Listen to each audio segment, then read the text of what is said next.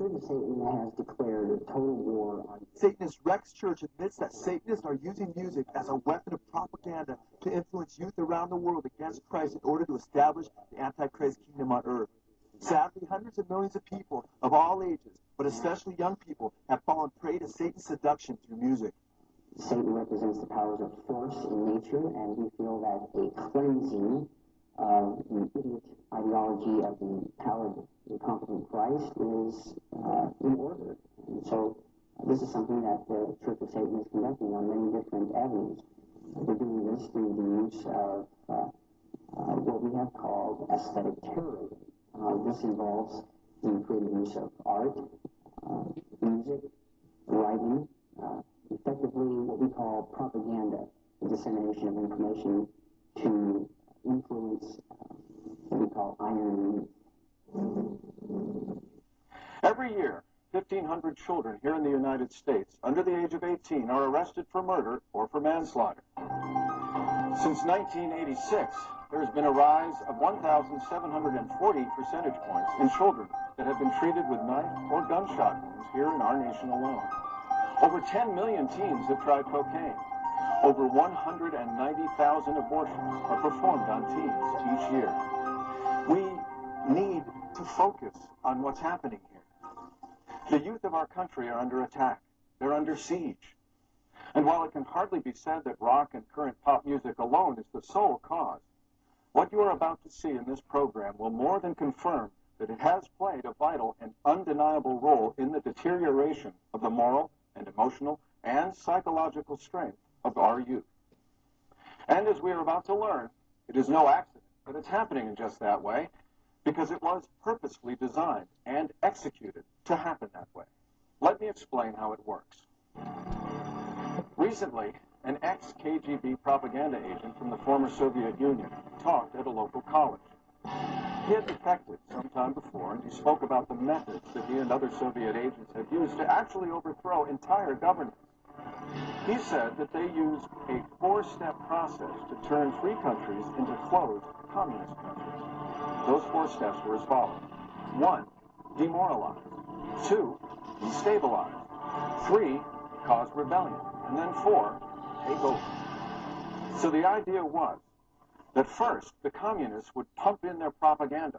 In other words, they would relentlessly deliver the message that they wanted to get the people to accept. Second, they would introduce relatively mild unrest and dissatisfaction amongst the people through that message. In other words, they would cause them to become dissatisfied with the status quo. Third, they would then be able to excite the people to flagrant rebellion. And finally, they would move in and take over complete control of the government and the people themselves. And what is interesting is that the first step to demoralize the people through propaganda often took up to 20 years. And it was done by putting a constant message in front of the people over and over again. Of course, at first, the message is rejected by the people as too radical and unacceptable, too obviously wrong and against their values. But as the message stays in front of the people over a long period of time, the people begin to gradually, ever so subtly, shift in their beliefs and moral values. And what is particularly scary is that after being exposed to the propaganda for so long, they don't even notice that they have shifted in their beliefs and moral values over time. They no longer are shocked or alarmed or see any danger, because the change is so slow and so subtle. That is exactly what has happened in the United States. It has happened in what we see on television and in the movies.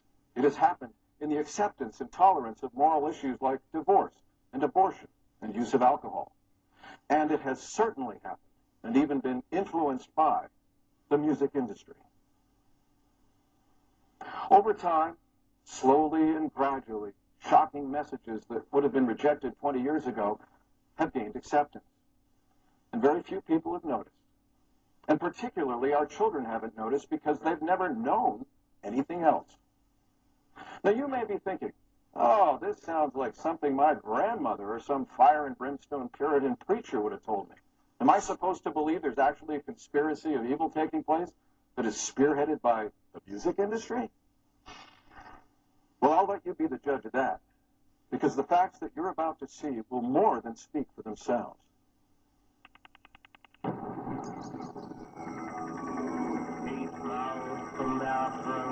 be defeated. The choir of the earth declare the lost of the demons.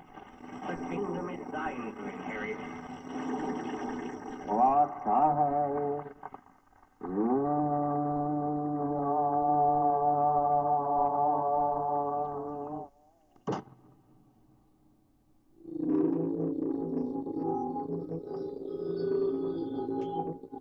The Golden Dawn's most notorious member was a self-confessed Satanist, Aleister Crowley, who styled himself as the Beast. Crowley was one of the pantheon of cult figures portrayed on the cover of the Beatles record, Sgt. Pepper's Lonely Hearts Club Band. Crowley had already been trying to contact the devil in 1898 when he first made contact with the Order of the Golden Dawn. By 1900, Crowley was mingling with the elite of British society, sharing his knowledge of devil worship with leading Masonic politicians, aristocrats, and royalty.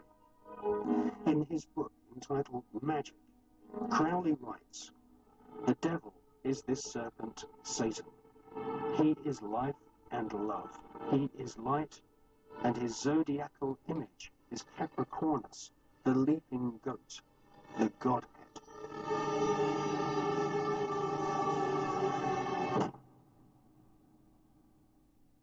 Secret societies often portray the goat of Mendes sitting in the Baphomet position. A statue of George Washington himself, a high-ranking Freemason, shows one of America's founding fathers sitting in the same occult posture as Crowley's goat-headed devil. In 1912, Crowley became the British leader of the Ordo Templi Orientis, the OTO. Crowley wanted nothing less than to dance with the devil. Few people realize that Aleister Crowley is not only the father of modern Satanism, but the father of modern culture as well. Crowley, whose house overlooked Loch Ness and was bought by guitarist Jimmy Page, has for good reason also been called the other Loch Ness Monster. Crowley, who in his book Magic had admitted to sacrificing hundreds of children to Satan, was run out of Italy and called by the press of his day the wickedest man on earth. Crowley claimed that a demonic spirit he later identified as Satan himself dictated a book to him in 1904 called the Book of the Law. Under the heading The Law of Thelema, the Book of the Law declares, "This book lays down a simple code of conduct. Do what thou wilt shall be the whole of the law. Love is a law, love under will. There is no law beyond do what thou wilt." Echoing Satan's arrogant boast, "I will exalt my throne above the stars of God," the book centers around the imposition of satanic self-will in defiance of divine will. Aleister Crowley, elaborating on the satanic doctrine of do what thou wilt, declared, quote, "I say today, to hell with Christianity. I will build me a new heaven and a new earth. I want blasphemy, murder, rape, revolution, anything bad, etc." As we shall see, Crowley's do what thou wilt was really do what Satan or Crowley wilt.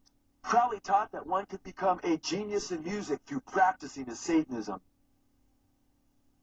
Many rock stars have become famous through practicing Aleister Crowley's Satanism. Ozzy Osbourne, seen here bearing an inverted cross, is only one of many rock stars who have promoted Crowley's Satanism. Ozzy Osbourne has stated that Crowley was, quote, "a phenomenon of his time."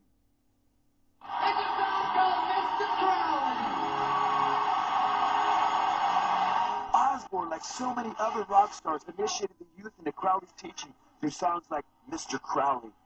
Crowley is considered by many to be the patron saint of rock and roll. Here we see many deluded fans paying homage to him as led by satanic evangelist Ozzy Osbourne.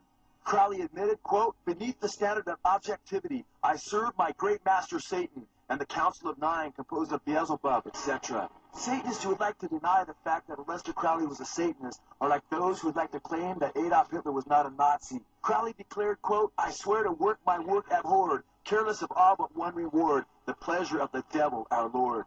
Crowley forsook his Christian upbringing and admitted, quote, "My first step must be to get into personal communication with the devil." Crowley admitted, quote, "Indeed, my falling away from grace was not occasioned by any intellectual qualms. I accepted the theology of the Plymouth Brethren. In fact, I could hardly conceive of the existence of a people who might doubt it. I simply went over to Satan's side, and to this hour I cannot tell why."